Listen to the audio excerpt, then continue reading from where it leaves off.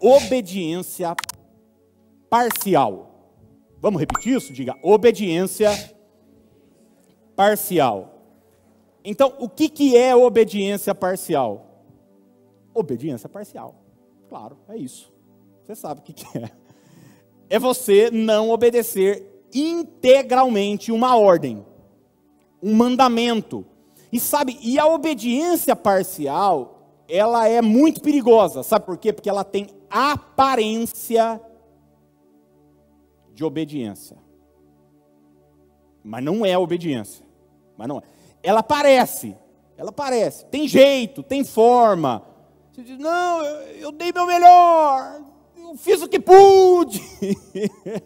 Mas no fundo não. É mais ou menos o seguinte, eu chego para minha filha e falo o seguinte, ó, lavar a louça, secar e guardar. Foram 3 ordens, né? Lavar a louça, secar e guardar. Aí 40 minutos depois eu passo lá, a louça está lavada, que maravilha. Está seca, que maravilha, mas está tudo na pia. Ela obedeceu? Parcialmente. E daí ela diz, pai, mas eu já fiz tanto e tal, então também ninguém me ajuda e não sei o quê. Mas não se trata disso. Se trata que você recebeu uma ordem, uma instrução, e você obedeceu parcialmente. Talvez já deu aquela sensação, eu já fiz o bastante. E quantas vezes nós não levamos assim a nossa vida espiritual? Eu já vou à igreja todos os domingos. Não tem problema eu ter um vício, não tem problema eu ter um pecadinho escondido, afinal de contas eu sou dizimista, afinal de contas eu ajudo no louvor ou na mídia. Então a gente pega coisas que nós fazemos e que são boas e que a gente obedece a Deus, e parabéns por elas. Eu li, hoje eu terminei Gênesis, pastor. Li os 50 capítulos, aliás, amanhã começamos o Êxodo, hein, gente? Estava me esquecendo aqui, 2 capítulos por dia, amém ou não? Amém, amanhã é Êxodo, 1 e 2. Já só abri um parênteses aqui para eu não esquecer depois de avisar. E daí a gente acha que, porque a gente está obedecendo em algumas áreas, nós estamos livres para desobedecer em uma ou outra. Então aquela coisa da gente levando a nossa vida com alguns quartos escuros. Sabe como que é? Deus sabe. Gente, se tem uma frase perigosa, é essa: Deus sabe. Sabe mesmo. Outra, Deus conhece. Deus conhece o meu coração. São coisas verdadeiras. Deus sabe, Deus conhece o seu coração, mas isso não é uma licença para desobediência.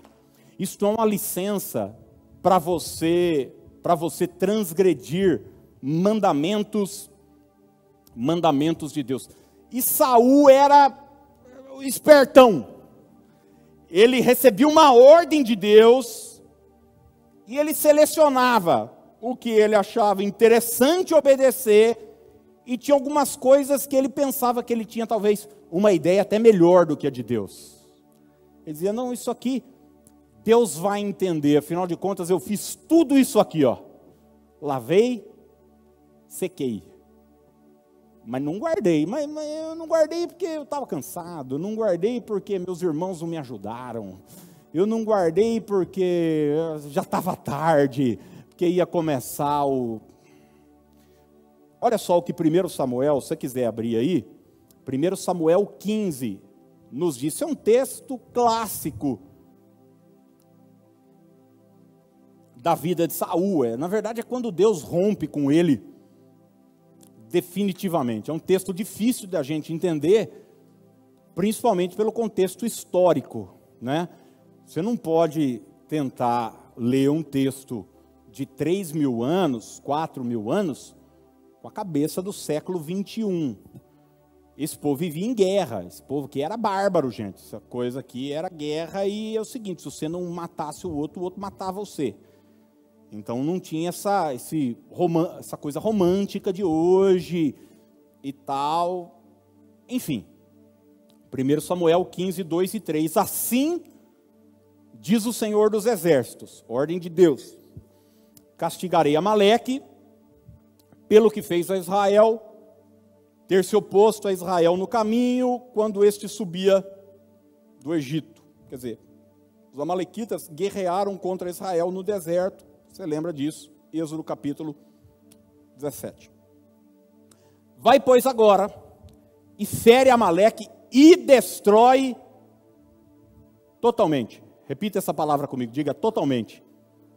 A tudo que tiver, e nada lhe poupes. Porém matarás homem, mulher, menino, criança de peito, boi, ovelha, camelo e jumento. Bom, essa foi a ordem de Deus lá atrás. Vai destruir tudo, não vai acabar com tudo. É o que eu disse. Hoje a gente tentando ler isso é um absurdo. Hoje em dia Deus jamais daria uma ordem dessa, mas dentro daquele contexto era o que Deus havia pedido para Saul. Versículo 9 agora. E Saul e o povo pouparam Agag. Agag era o rei. E o melhor das ovelhas, e dos bois, e dos animais gordos, e os cordeiros, e o melhor que havia, e não os quiseram destruir totalmente.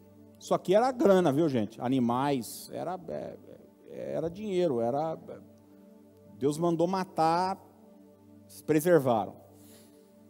Porém, toda coisa vil e desprezível destruíram. Então veio a palavra do Senhor a Samuel, dizendo: arrependo-me de haver constituído Saul rei, porquanto deixou de me seguir e não executou as minhas palavras. Olha que coisa. É interessante que quando Samuel vai conversar com Saul, e Saul já chega assim, dando aquela... Você viu que eu obedeci a Deus e tal? Barulho de boi é esse? Eu falo, então, a gente, na verdade, preservou os animais, mas é porque a gente vai estar programando fazer um culto de ação de graças pela vitória sobre os adversários. Na verdade, a gente vai até oferecer para Deus, como sacrifício, esses animais que a gente preservou. Deus havia mandado matar, destruir, ele diz, não, a gente preservou, mas é para Deus. É nesse texto que Deus vai dizer para Saul, obedecer é melhor do que sacrificar. Obedecer é melhor do que sacrificar. Vida de obediência é o que eu quero. E Deus vai dizer para ele o seguinte, olha, rebelião, você se levantar, o que é rebelião, gente? É você se levantar contra uma ordem, é você se levantar contra uma autoridade. Diz, rebelião é como um pecado de feitiçaria. Feitiçaria.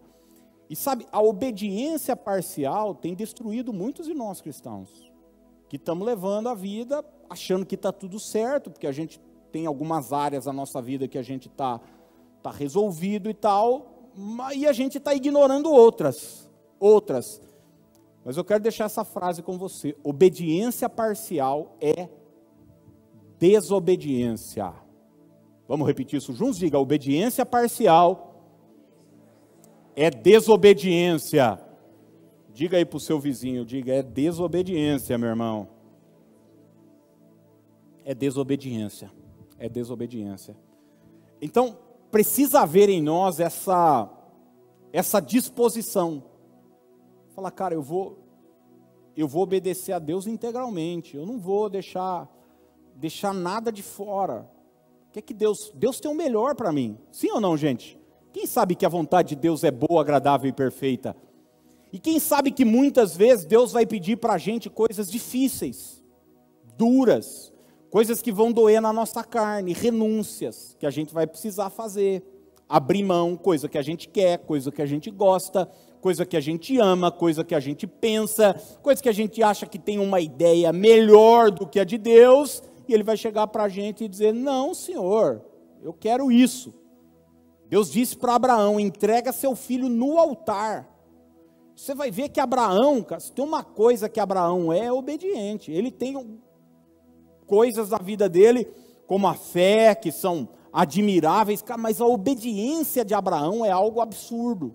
Absurdo. Ele coloca o menino, ele levanta o cutelo. E daí Deus diz, não precisa. Está aí o cordeiro para o sacrifício. Então a minha dica para você, você quer viver e viver de modo pleno, e viver não de modo autodestrutivo, como Saul viveu, como aquele endemoniado gadareno vivia, se ferindo com pedras. Obedeça a Deus, obedeça a Deus. Eu já vi mulheres hoje, principalmente, nós estamos no século 21, empoderamento, aleluia, empoderamento da mulher. Bonito, né? Bonito, mas não é bíblico. Estou dizendo que a mulher não tem valor, pelo contrário.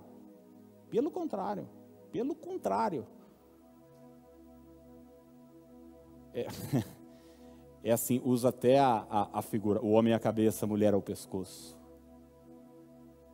E daí você pode levar o seu casamento do jeito que você acha que deve levar.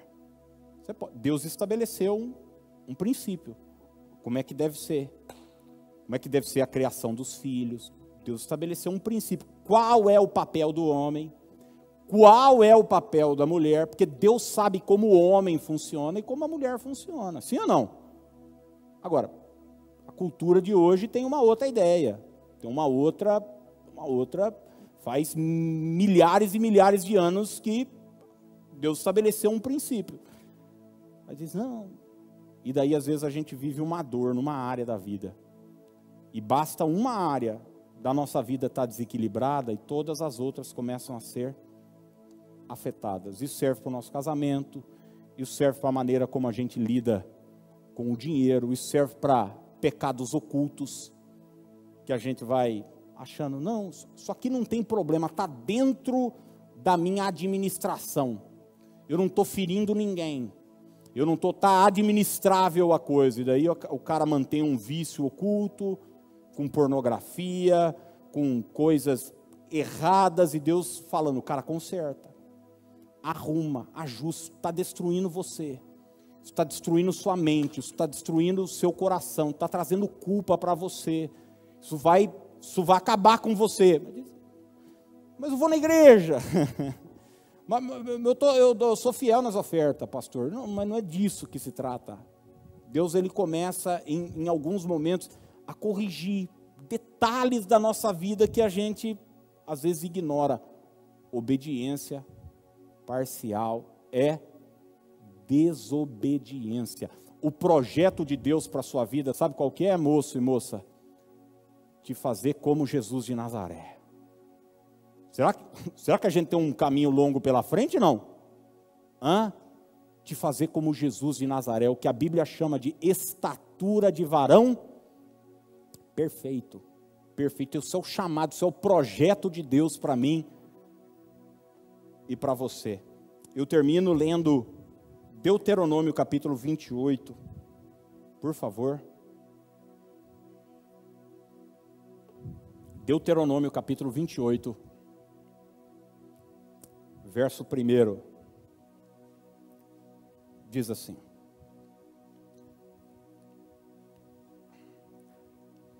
se atentamente ouvires a voz do Senhor teu Deus, tendo cuidado de guardar, quero que você puder aí grifar essa palavra seguinte, você grifa, tendo cuidado de guardar o que, gente?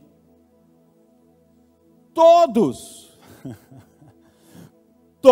os seus mandamentos que hoje te ordeno, o Senhor teu Deus te exaltará sobre todas as nações da terra.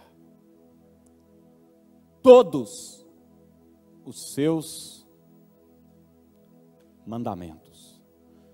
Gente, essa é uma palavra que vem para nos salvar. Para nos salvar. Para salvar nossa alma. Para salvar nossa vida financeira. Para salvar nossa espiritualidade. Para salvar nosso casamento. E nem sempre a gente gosta de ouvir coisas assim. Coisas como, você está errado, você precisa mudar, você precisa ajustar isso, você precisa corrigir aquilo. Mas seja honesto, as conversas mais importantes que a gente teve na vida foram quais? Aquelas dando risada na beira de uma piscina? Ou foram conversas difíceis, instruções difíceis, de correção? A gente está vivendo num tempo de relativismo, onde, cara, isso está atingindo a igreja. Sabe aquela coisa? Não. É a minha verdade. Esses dias eu vi alguém, foi alguém que me mandou essa coisa. A pessoa fala assim, ó, não, para mim, Jesus, não tem Jesus para você, tem Jesus. Assim, eu vejo, isso é relativismo, não se trata da sua opinião, da minha opinião, se trata da opinião de Deus. Ô, gente, deixa eu falar uma coisa, porque foi pauta aí esses dias, né, nos últimos dias, principalmente. Eu vou falar uma coisa aqui triste, mas é verdadeira, triste, não é uma coisa que eu gostaria que fosse real, mas é real. O inferno existe. Sabia disso, não? É triste isso. Existe. E vai ter gente lá. Existe isso. Eu não estou falando isso com alegria, que os outros vão queimar. Não. Existe. E não foi Moisés que falou sobre. Jesus falou sobre o inferno. Jesus falou sobre o inferno. Agora, todo mundo hoje, todo mundo vai para o céu. Já reparou isso, não? Todo mundo. E não sou eu e nem você que vai dizer quem vai para o céu, quem vai para o inferno, porque é só Deus que nos conhece. Só Deus que sabe o nosso coração, a nossa vida, a nossa intimidade. Às vezes você pode, como aqueles caras lá em Mateus 7, né? Ai, expulsamos demônio, pregamos em teu nome, e Jesus vai falar para aqueles caras no último dia o seguinte: eu nunca vos conheci, aparte-se de mim. Então, eu falo isso com tristeza no coração. O inferno é real.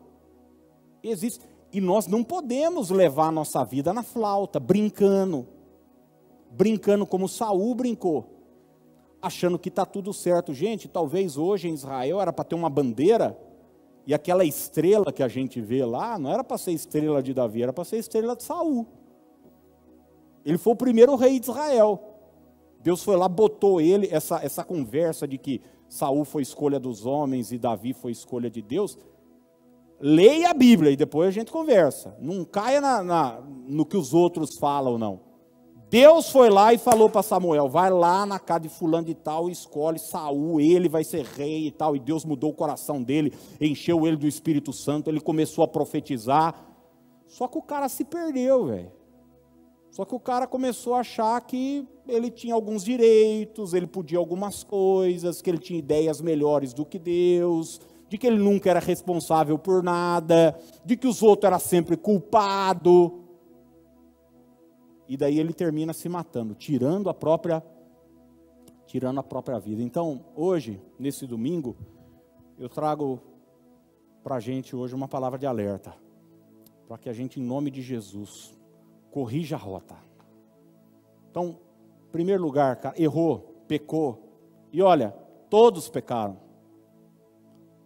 Assuma. A chave é o arrependimento. A chave não é sair atirando para todo lado, a chave não é apresentar para Deus uma justificativa, não, assuma seu erro, assuma seu pecado diante de Deus, e peça e clame a Deus por misericórdia, para te ajudar. E a segunda coisa, obedeça a Deus totalmente, Deus te quer fazer como Jesus de Nazaré, reto, íntegro, humilde de coração, uma pessoa cheia do Espírito Santo, no nome de Jesus.